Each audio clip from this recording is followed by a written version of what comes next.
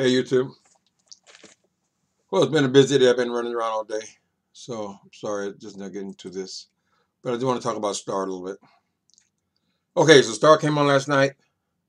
I went, I've been trying to figure, we all got so excited about Empire. Just that first season was just, and I'm trying to figure out why isn't this show hitting with the same impact the Empire did? It has the same writers, producers, directors, the director. I don't know. I wanted to believe in the show. I wanted to say, okay, here's another music show, and I think it may have a lot to do with because, and then I just had so much faith in Lee Daniels. Now, I hope I'm not doing a disservice to the other producer because he's with partnered with someone else again on this one. Danny Strong was on Empire, and I don't even know the person's name, so maybe I should take time and kind of look into these credits and see what's going on there, but. It's just not, I don't know, I hate to say it's not working, but it's just something about the show is not working. It's not grabbing people's attention. You can see by the number of people who actually take time to review the show, something is missing. Um, I don't think that it's a race issue. Oh, it's not a black show, so we're not as excited about it. I don't think that's it. Uh, I don't know about the lead performers. Queen Latifah's role to me, I said it last week, I think it's kind of weak. Her character is kind of weak. She seems too passive, a character. Now I know we can't help but compare her to a Cookie Lion, which is a total different kind of character. But there should be something that's drawing us to. We want to hear what Colada has to say, and I'm not getting that. The other person, of course, is Star herself. In this episode,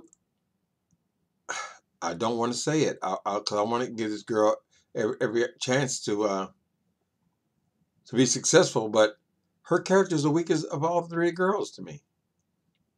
I mean, she's being presented as a strong character of the three, but her personality is just not coming across. For instance, this thing with her sister. Now, everyone knows this sister's got this drug problem. She's got this abuse problem. She just got out of the psych ward.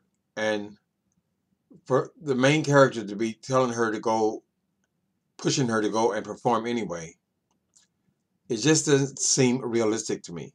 Now, we would expect somebody like Lucius Lyon, some character like that, but there's nothing about that person who has power or the personality that backs up her having her sister, uh, forcing her sister to go on stage when she doesn't want to sing, when she's having all these problems and she's being stalked. So anyway, I just want to put that out there. Maybe we can tighten that character up some. Those two characters, I think, primarily, because those two characters got to carry the show. And Star is not the best singer. I'm sorry, that black girl in the middle. You guys know I don't just call things on race. I think that black girl is a much more talented singer. Her voice itself, she's a better singer. Her body moves more naturally. And the other girl, what's her name? Simone. I think Simone can out sing Star. So I don't know. Let me try to get to. I go through my notes. Okay, so Simone's abusive foster father showed up. His name is Otis. This is the dude that was raping Simone. Star caught him raping her, and she stabbed him, presumably stabbed him to death. Now, myself and pretty much everyone, I'm sure, guessed that he was probably not dead because we didn't see a dead body. So he's come back looking for his daughter, who he's calling his daughter. It's actually he's a foster father, and he even having sex with this little girl. So he's our abuser, nothing more. Okay, Simone is up. I mean, um, yeah, Simone. Simone is up in bed. She's asleep. She hears his voice, and I'm sure she would know his voice. She hears this black guy's voice. They sleep upstairs from the beauty salon. He's coming to the beauty salon pretending that he wants to apply for a job, but he's actually looking for the girls. Simone hears his voice, runs downstairs, alerts Star. He's here. I heard him. Of course, now she just got out of the psych ward and just OD, so that her word is not, you know, they're not gonna take her at her word.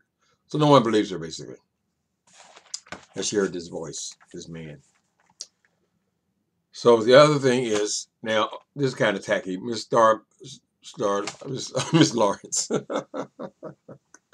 All right, Miss Lawrence. I don't dislike you at all. I think they've given you a much bigger role in this series, which is good.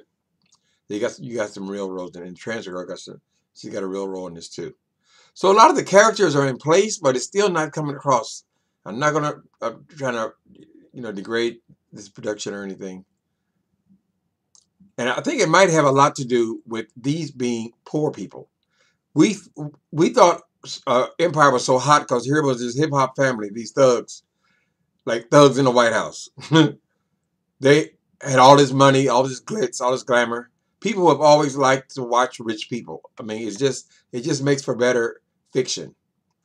When I was young, back then the big thing was these movies. The movies were always about very rich people. You didn't see that many movies made about poor people.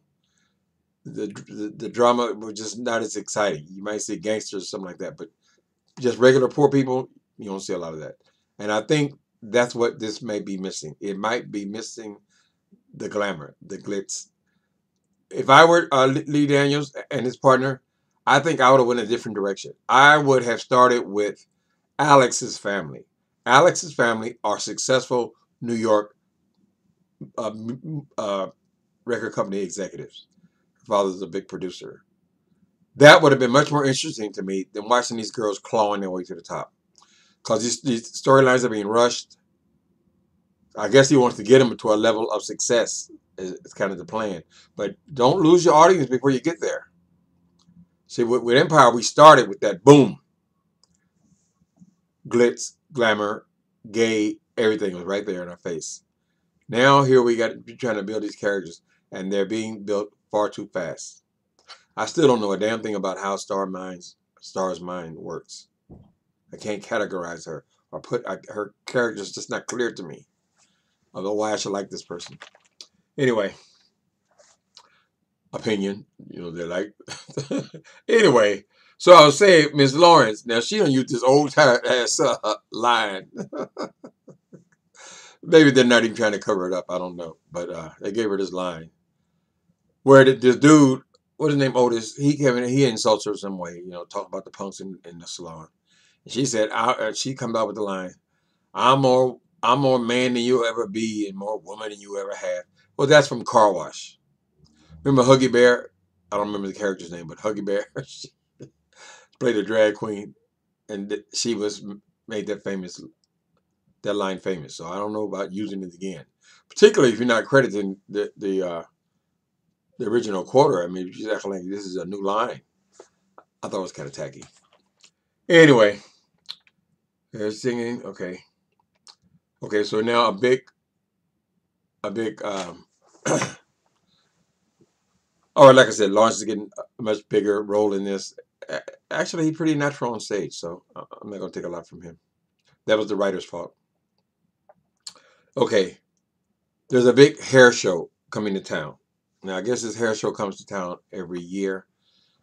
A couple of years ago, I wouldn't know what the hell a hair show was, but there was a reality show about hair shows. So I guess there's something in the hair game I don't know about, but they're having this big hair show, right? Where all the hairstylists come together and they compete. And so there's what is the name of this show? Okay, their salon is called God's Blessings Beauty Salon. I think it's so tacky. What the hell is this? God's Blessings Beauty Salon. That's the name of the show. So I don't know if Daniel is writing this thing or not. But if they are, if other people are writing it, you might have to reconsider that. Anyway, like I was saying, big hair shows coming to town. They want to compete. They've lost consecutively. Every year they lose. There's two girls who are, I guess, hair divas who whoop them every year. Lauren said, "Not this time. This is my day, and I'm going to show them up." Okay, so they tell Star and them that they want them to perform for the hair show. They're going to do a big production featuring Gladys Knight's music.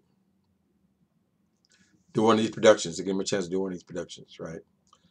Now, another thing good about this episode, they give Gladys Knight a good part.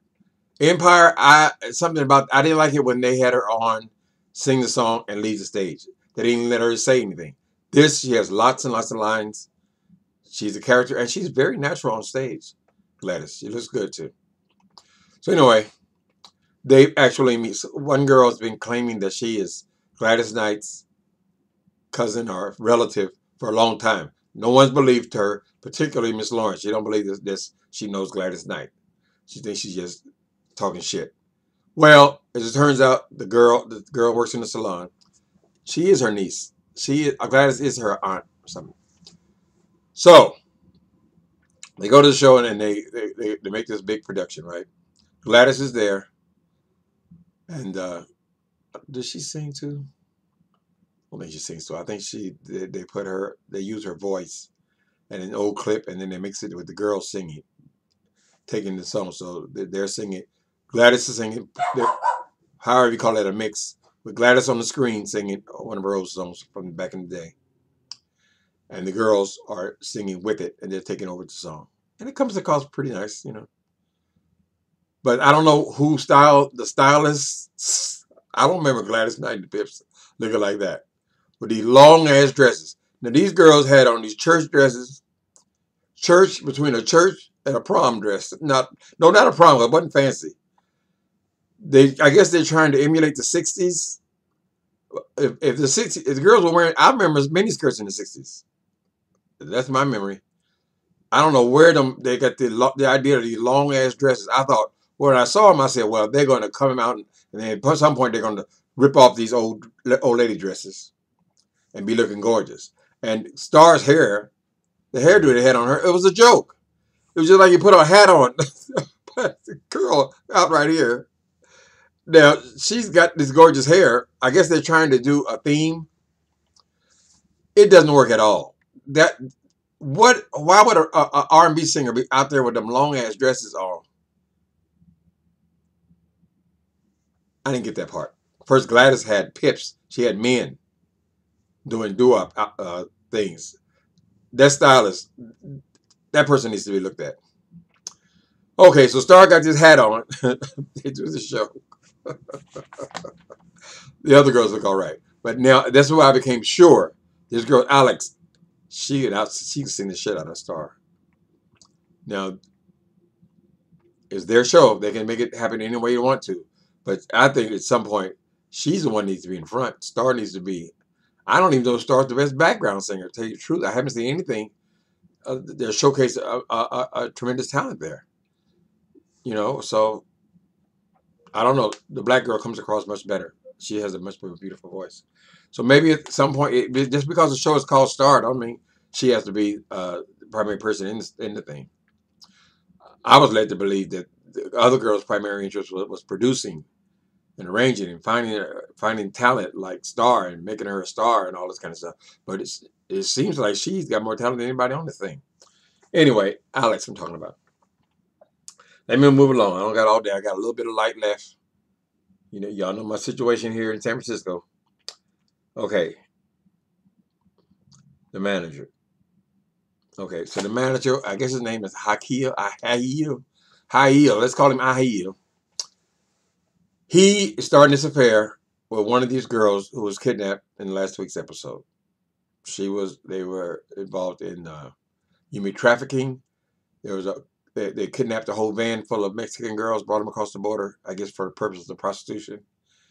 He let them go. He was supposed to be the pickup guy. He let them go. And now one has showed up at his door. But now they seem to be going a little further than that because it seems like now she's going to be his love interest. They don't speak English, but they can communicate. I guess he can speak Spanish, and and you know, she just came across so. But it looks like that's going to be his love interest. All right, so let me try to keep moving on. Okay, so she's at his house. I guess they're at item now. Okay, filming the video. Okay, last week they had entered this contest, this music contest. Well, this week they have won the contest, and now the the record company who they're winning this contract with wants a video. So they said, well, we're about to perform for the hair show, so why don't we just do the video at the hair show? So that's what they're going to do. They're going to shoot. Okay, try to get this right. They're going to, oh, God. And I cute. Ooh, them teeth are shiny today, too. Anyway, so this routine they do for the hair show is going to be filmed and used for their video to submit to the record company who's interested in them. Okay. Next thing is the football player dude. Star and the football player dude are involved in this. They kiss, and I think, oh, they're just going to make out. But no, she blesses him with special treat. So they have him going down on Miss Star. I don't know what his attraction is. I just can't get the character. I just can't get what's lovable about Star. Particularly now when she's acting all hoish. I don't like that. I don't like that on a little girl. 17-year-old girl. I just don't get it. But he likes her. And now those two are an item. So it would be fine with me if they can be an item. They can be dating each other. I just don't give a damn. I just don't want to see no little girls, no kids going around here having sex with people. Strangers. I mean, work on that character, Lee. All right. So the football stars, they make out. He goes down on her. Fortunately, we don't see too much of that.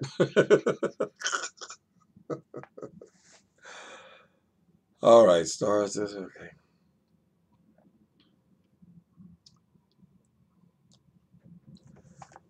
Okay. So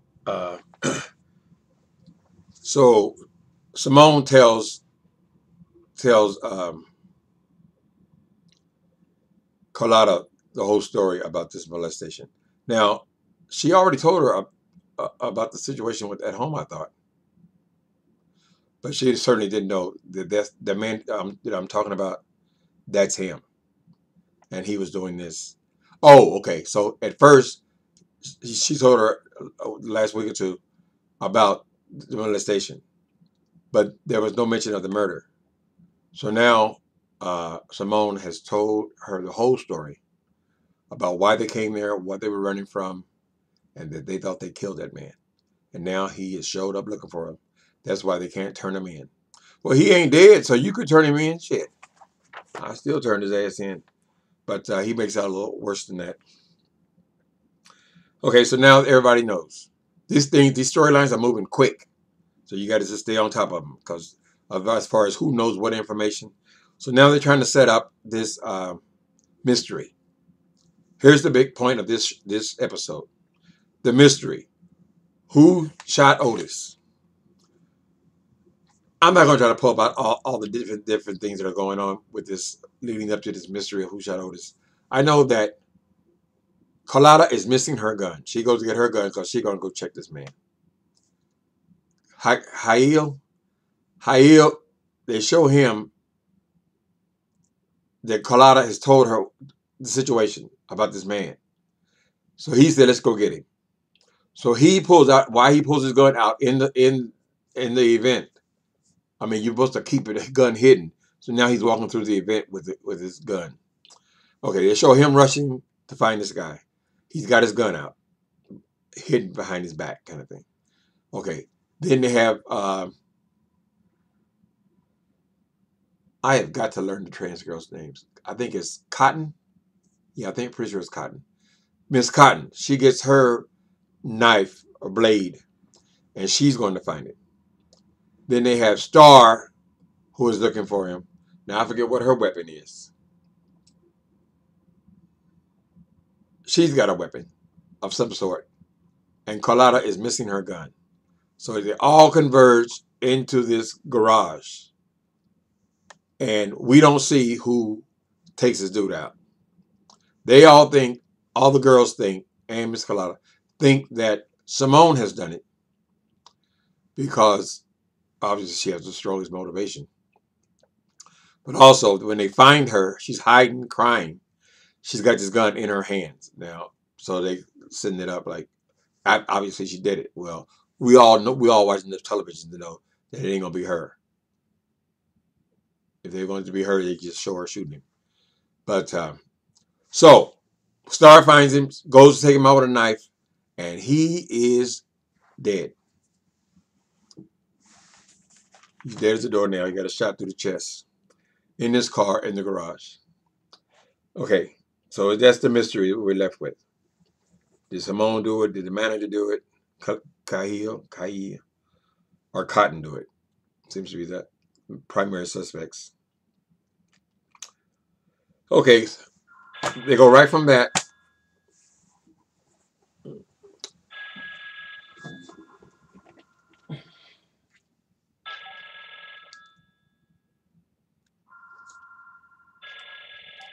Hello.